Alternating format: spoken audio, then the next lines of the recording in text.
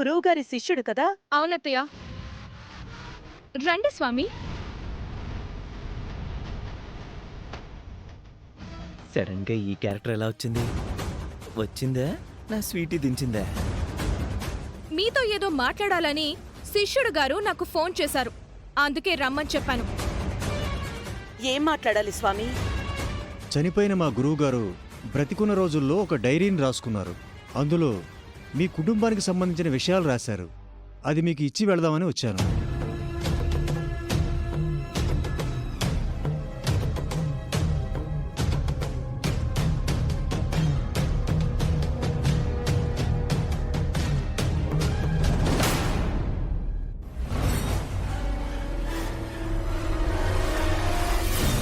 తీసుకోండమ్మా.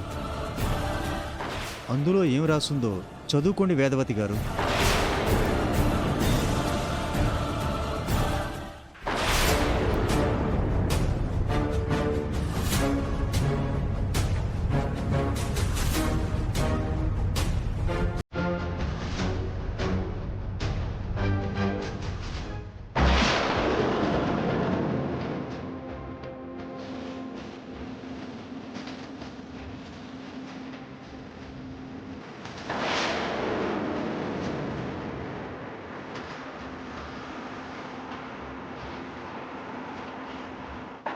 ఆశ్రమానికి పెయింటింగ్స్ వేస్తున్నప్పుడు సామాను సర్దుతుండగా ఇది దొరికింది.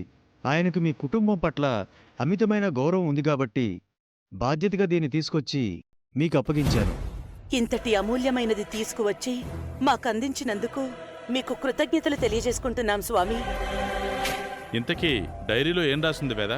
నిహారిక గురించి చాలా గొప్పగా రాశారండి.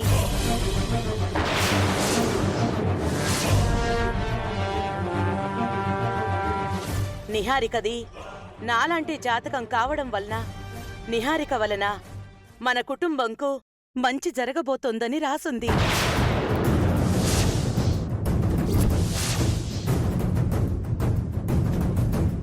నిహారిక మన కుటుంబ సంప్రదాయాలను ముందుకు తీసుకువెళ్తుందని, అందుకు కాస్త సమయం పట్టొచ్చుగాని నిహారిక మీ ఇంటికి రక్షణ వలయం లాంటిది అని రాశారు.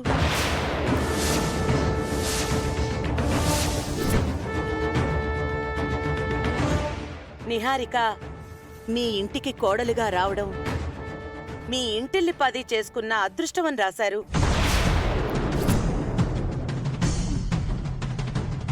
గురువుగారు నిహారిక గురించి ఇంకా చాలా మంచి విషయాలు రాశారు. కావాలంటే చదువుకోవని.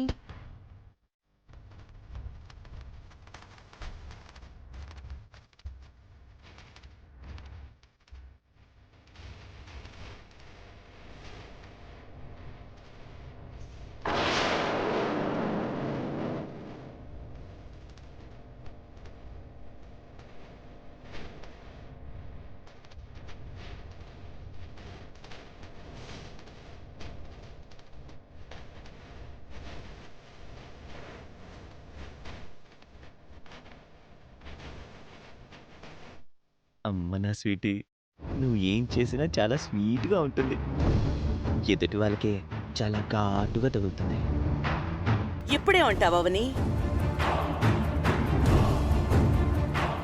ఇదంతా నాకు నమ్మాలని అనిపించడం లేదత్తయ్య. అవునమ్మా, ఇదంతా ఈ నిహారిక క్రియేషన్. ఈ శిష్యుడితో కలిసి ఆడుతున్న డ్రామా.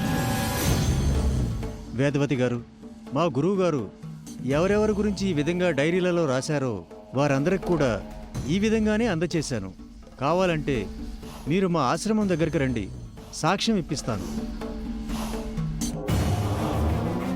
అలాగే ఇందులో రైటింగ్ మీద మీకేదైనా అపనమ్మకం ఉన్నా అది గురువుగారి చేతి రైటింగే అని నేను నిరూపిస్తాను. మీ చిన్న కొడుకు చిన్న కోడల్లా మీరు దయచేసి నన్ను అనుమానించకండి.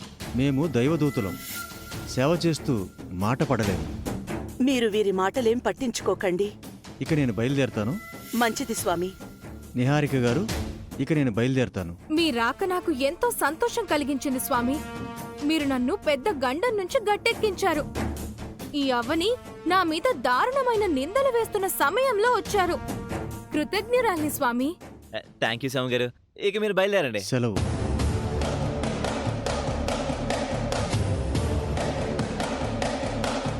ఇంకెప్పుడు నిహారిక జాతక విషయం గురించి మాట్లాడొద్దమ్మా. నిహారిక గురించి నువ్వు ఇంకేమైనా చెప్పు, నమ్మితే నమ్ముతాం, లేదంటే లేదు. అంతేకాని వేదవతి లాంటి జాతకం తనది కాదనంటే మాత్రం మేము ఊరుకునేది లేదు. అవునవని, మీకు గొడవలుంటే మరో రకంగా చూసుకోండి. జాతకాన్ని మాత్రం అడ్డు పెట్టుకోవద్దు.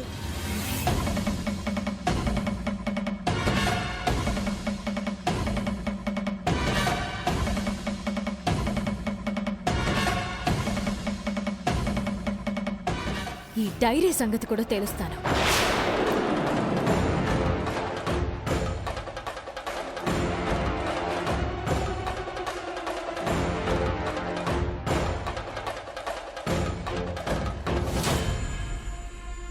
నువ్వు సూపర్ హే. అవనీకి బొమ్మ చూపించావు. శిష్యుని కరెక్ట్ టైంలో నువ్వు ఎంటర్ చేయించావు.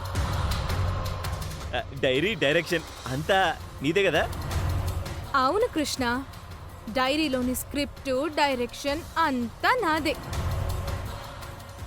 అవని ఇలాంటిది చేస్తుందని నా జాగ్రత్తల్లో నేనున్నాను.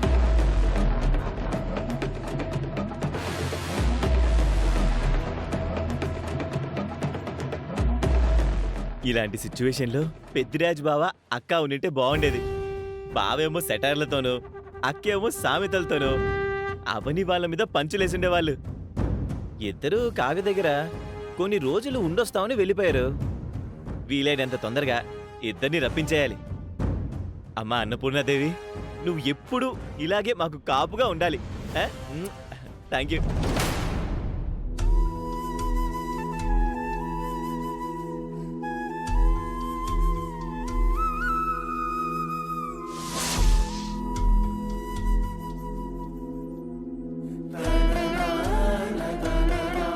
ఎందుకిలా చేస్తున్నావమ్మా? దైవదూతలమని చెప్పుకుంటూ గురువుగారి శిష్యుడు మోసం చేస్తున్నాడు. జాతకం అడ్డం పెట్టుకుని ఆ నిహారిక మోసం చేస్తుంది. దుష్టుల మీద కటాక్షం, భక్తుల మీద నిర్లక్ష్యం ఇంకెన్నాళ్ళు తల్లి? నిహారిక మోసం గురించి తెలియజేయకుండా ఇంకెన్నాళ్ళు దాన్ని కాపాడదామని అనుకుంటున్నా. మా ఇంటి గుమ్మానికి దిష్టి బొమ్మలా ఉండే అర్హత కూడా లేదు దానికి. అలాంటి దానిని ఇంకా ఇంకా ఎందుకు క్షమించుకుంటూ వెనకేసుకుంటూ వస్తున్నాం? నాకెందుకులే అని చూసి చూడనట్టు నేను వదిలేయలేను. పడవకి చిల్లు పడితే పడవ మునిగిపోతుంది. కుటుంబంలో అలాంటి దుష్టగ్రహం ఉంటే కుటుంబం మునిగిపోతుంది.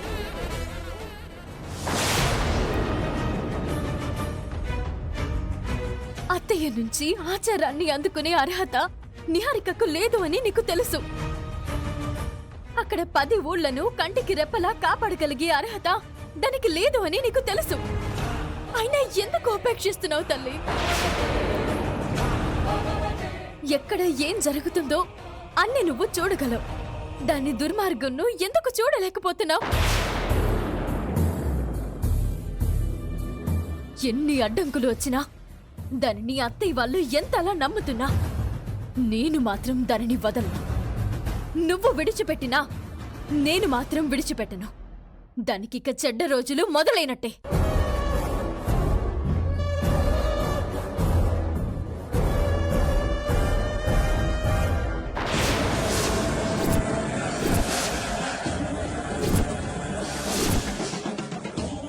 అమ్మవారిని అలా భయపెడుతున్నావేంటవని? అమ్మవారికి నీ మీద కోపం రాదు? నీలాంటి దాని మీదే కోపం రావడం లేదు, నా మీద ఎందుకొస్తుంది? నీ ప్రయత్నం రివర్స్ అయిందని బాగా ఫీల్ అవుతున్నట్టున్నా? నువ్వు రాయించిన డైరీ చిరుగుతుంది. నీ బతుకు కుక్కలు చించిన విస్తరవుతుంది. కొన్ని రోజులు వెయిట్ చేయి. అంత లేదమ్మా నీకు. అంత ఉందమ్మా నాకు. ప్రస్తుతం తప్పించుకున్నావని సంబరపడిపోకు. ప్రస్తుతం ఏంటి? నువ్వు నన్ను పట్టించాలని ప్రయత్నం చేసిన ప్రతిసారి దోసెట్లో నీరులాగా నేను జారిపోతూనే ఉన్నాను కదా.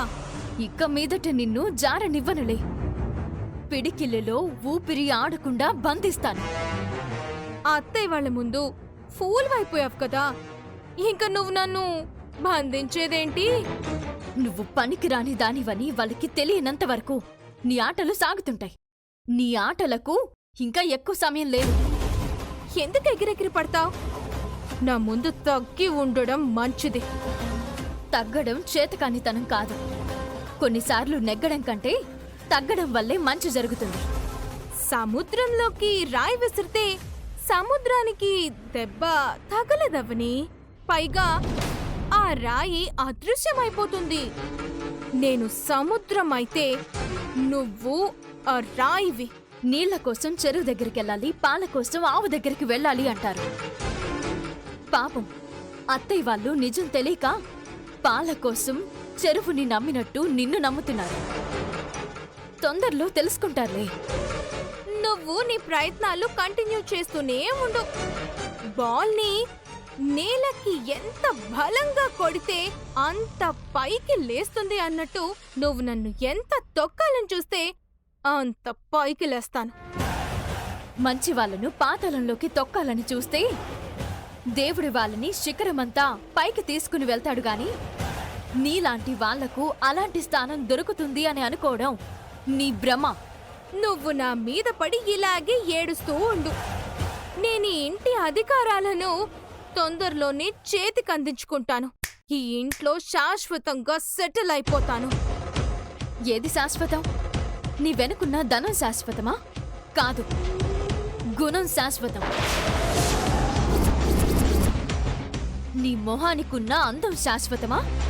కాదు, మంచితనం శాశ్వతం. నీ శరీరానికున్న వయసు శాశ్వతమా? కాదు, నీతో వస్తుందనుకున్న అధికారం శాశ్వతమా? కాదు.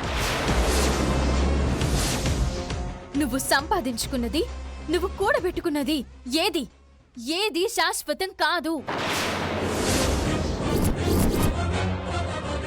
అసలు నువ్వే ఈ భూమి మీద శాశ్వతం కాదు. ఒంటరిగా తల్లి గర్భం నుంచి వచ్చావు, ఒంటరిగానే భూగర్భంలో కలిసిపోతావు. అలాంటప్పుడు ఎందుకే అధికారాల కోసం, పెత్తనాల కోసం ఆరాటం, పోరాటం? దేని విలువైనా పోగొట్టుకున్న తర్వాతే తెలుస్తుంది అని అంటారు. ఈ ఇంటి కోడలి స్థానం పోగొట్టుకునేంత వరకు నీకు ఈ ఇంటి విలువ తెలీదు. ఆ స్థానాన్ని నువ్వు తొందరలోనే పోగొట్టుకుంటావు. సిద్ధంగా ఉండు. అయితే నన్ను ఇంటి నుంచి పంపించేస్తాను అని అంటావు. అమ్మవారి ముందు చెప్తున్నాను విను. ఈ రోజు నుంచి సరిగ్గా 10 రోజుల్లో నీ జాతకం తప్పు అని ఆధారాలతో సహా నిరూపిస్తాను. వేదవతి అత్తయ్యతోనే నిన్ను బయటికి గెంటిస్తాను. ఇది నా శపథం.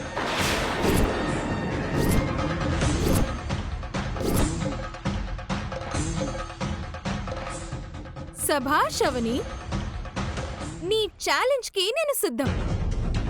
నువ్వు 10 రోజుల్లో నన్ను బయటికి పంపిస్తే నేను ఇంట్లో నుంచి బయటికి వెళ్ళిపోతాను. ఒకవేళ నువ్వు నిరూపించలేకపోతే నన్నేం చేయమంటావో నువ్వే చెప్పు. అమ్మవారి గుడిలో అందరి ముందు నా కాళ్ళు పట్టుకొని క్షమించమని అడగాలి. ఇంటి నుంచి బయటికి పోవాలి. లైఫ్లో ఎప్పుడూ నా జాతకం గురించి మాట్లాడకూడదు. నా ఛాలెంజ్కి రెడీనా?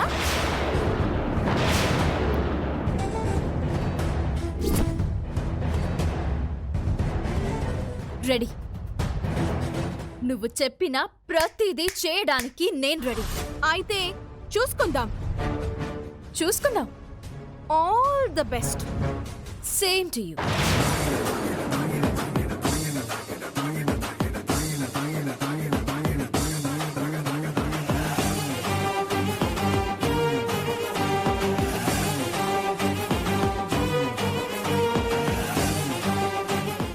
నిజంగానే నిహారిక నన్ను ఓడిస్తే గనక ఆ తర్వాత తను దొంగ జాతకంది అని నిరూపించే అవకాశం దొరికినా కూడా నేను నిరూపించే ప్రయత్నం చేయను. ఈ ఇంట్లో కోడలిగా కొనసాగే అవకాశం నువ్వే కల్పిస్తున్నావు అనుకుని నేను ఈ ఇంటి నుంచి వెళ్ళిపోతాను. నేను ధర్మ పోరాటం చేస్తున్నాను. నన్ను ఆశీర్వదించు తల్లి.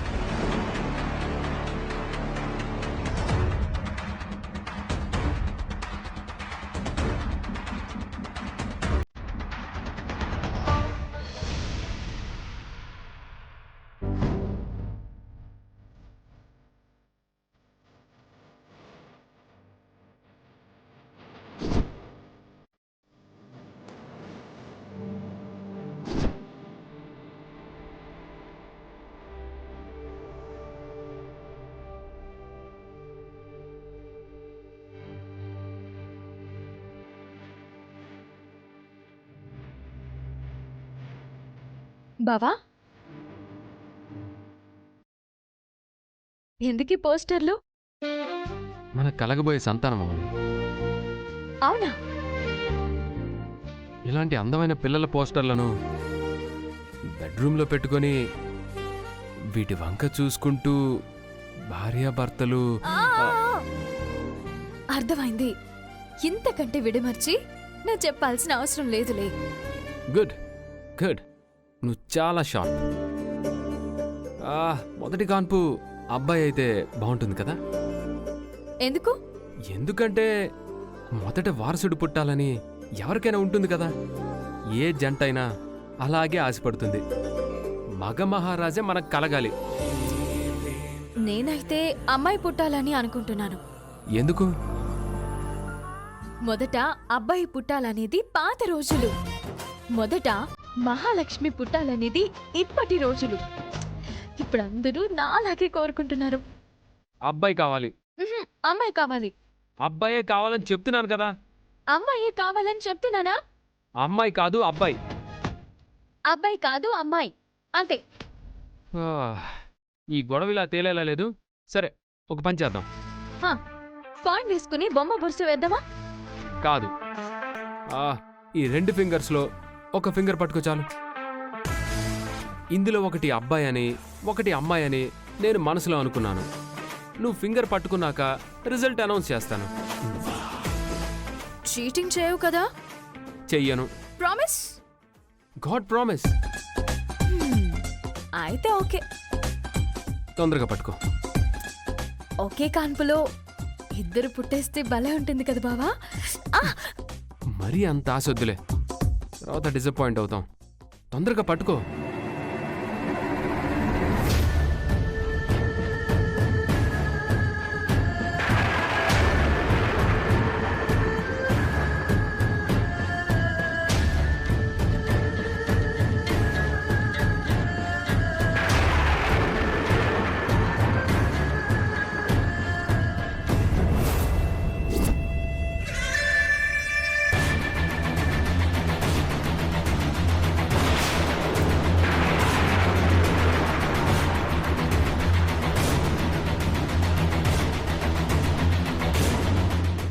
ఎవరు బావా? పాప. థ్యాంక్ యూ బావా, థ్యాంక్ యూ.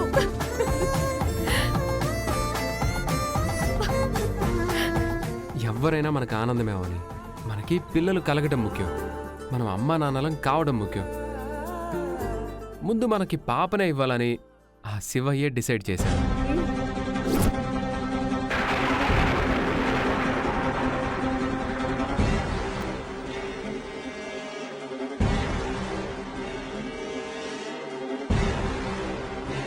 ఇలాంటి ముద్దులకు పాప పుట్టదండి అమ్మాయి గారు. లైట్స్ ఆఫ్ చేసి బెడ్ మీదకెక్కి. ఇంకా చాలు. జరగబోయేది ఇంతలా వివరించాల్సిన అవసరం లేదు.